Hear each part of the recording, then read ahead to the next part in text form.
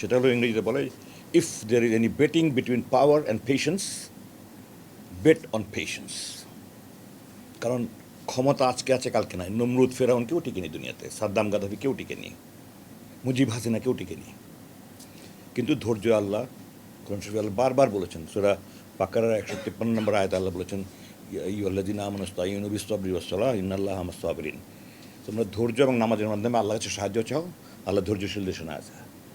দুই আয়াত পরে আছে অবশ্যই সাবিরিন, ধৈর্যশীলদের সুসংবাদ। তো আমি আমার জীবন দিয়ে দেখছি, একবার না, এটা তো প্রথম আপনারা দেখছেন। আপনারা জানেন না সারা জীবন আমার বাবার পরিচয়ের কারণে কত ভোগান্তি হয়েছে, এটা কাহিনী বলতে সারাদিন শেষ হবে না।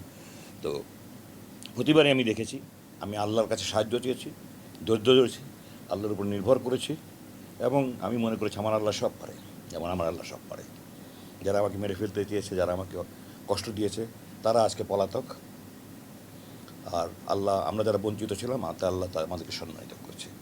তো দেশবাসীর কাছে আমার মেসেজ দুটো। একটা হলো, আমরা যারা এই যে পজিশনে আছি, আমরা যেন কখনো মানুষ না হয়ে অমানুষ হয়ে না যাই। আমরা অমানুষ হয়ে যেন কারো জুলুম না করি, অন্যায় অবিচার না করি, এবং যে যেখানে যে ক্ষমতা আছে আমরা যেন কখনো পেশাদারিত্বের উপরে ব্যক্তি, দল, গোষ্ঠীর কোনো স্বার্থ না দেখি। আর দু নম্বর হলো, সবার প্রতি আমার আরেকটা মেসেজ, সেটা হলো, যে কোনো বিপদই আসে, এটা আল্লাহর পক্ষ থেকেই আসে, কোরআনের কথা, হাদিসের কথা।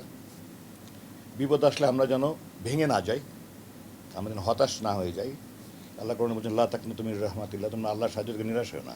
আমি যদি আল্লাহর কাছে ধৈর্য ধরে, আল্লাহর আদেশ মেনে ধৈর্য ধরে নামাজের মাধ্যমে আল্লাহর কাছে সাহায্য চাই, আল্লাহ সাহায্য করেন, আমরা চাইতে জানি না। তো এইটা যা দেশবাসীর কাছে আমার মেসেজ। এক নম্বর, আমরা জুলুম করবো না, ক্ষমতার অপব্যবহার করবো না, এবং পেশাদারিত্বের উপর অন্য কোনো কিছু স্থান দেবো না। দ্বিতীয়, যে কোনো বিপদে আমরা যেন ঘাবড়ে না যে, আমরা ধৈর্য ধরি এবং আল্লাহ সাহায্য চাই, আল্লাহর উপরে ভরসা করি, ইনশাআল্লাহ আল্লাহ তার ফলাফল দেবেন। সবশেষে আমি আবারও এই সরকারকে ধন্যবাদ জানাচ্ছি, এতগুলো বঞ্চিত অফিসার দীর্ঘদিনের 17 বছরের ভোগান্তির পরিসমাপ্তি হয়েছে। যদিও এখানে কিছু বলা অপেক্ষা রাখে যে আরও কিছু কিছু অফিসার আছে, তাদেরটাও বিবেচনা করার সুযোগ আছে বলে আমি মনে করি। যে মনে করেন 1/11-এর সাথে সময় ডিজিএফআই চাকরি করেছে, সে তো নিজে ইচ্ছা করে ডিজিএফআই চাকরি নেয়নি, তাকে পোস্টিং করা হয়েছে, সে গিয়েছে, কিন্তু সে কোনো অপরাধের সাথে যুক্ত ছিল না। কিন্তু যেহেতু ডিজিএফআই ছিল, তাকে বরখাস্ত করা হয়েছিল, তো সে এখনও বঞ্চিত আছে, সে পায়নি। অনেক সৈনিক আছে, অনেক সৈনিক আছে যারা এরকমভাবে দাঁড়িয়ে রেখেছে, বা পরিবার নামাজি, বা পরিবারে কেউ বিএনপি জামাতের সাথে রাজনীতি করতো, তারাও এরকম বরখাস্ত হয়েছে। তাদের ব্যাপারটাও যেন দেখা হয়, বিভিন্ন বাহিনীর প্রধানদের কাছে আমার অনুরোধ রইল যে তাদের বিষয়টা যেন সুবিবেচনা করা হয়। কারণ আল্লাহ একটা হাদিসে আছে যে প্রত্যেকটা ব্যক্তিকে তার অধীনস্থদের কাছ থেকে আখেরাতে নো অবজেকশন সার্টিফিকেট নিতে হবে, যে আমি তার সাথে কোনো জুলুম করিনি। সবাই যখন সার্টিফিকেট দিবে তখন আমি বেহেশতে যেতে পারবো, যত ভালো আমলই থাক না কেন।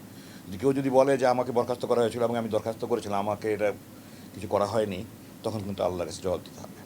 তো আমাদের টার্গেট যদি আখেরাতে হয়, আমরা যদি আল্লাহ বিশ্বাস করি, আখেরাতে জান্নাতে যেতে চাই, তাহলে দুনিয়াতে আমরা আল্লাহর বান্দাকে কষ্ট না দেবো, কারো কষ্ট থাকলে সেটা লাঘব করার চেষ্টা করবো।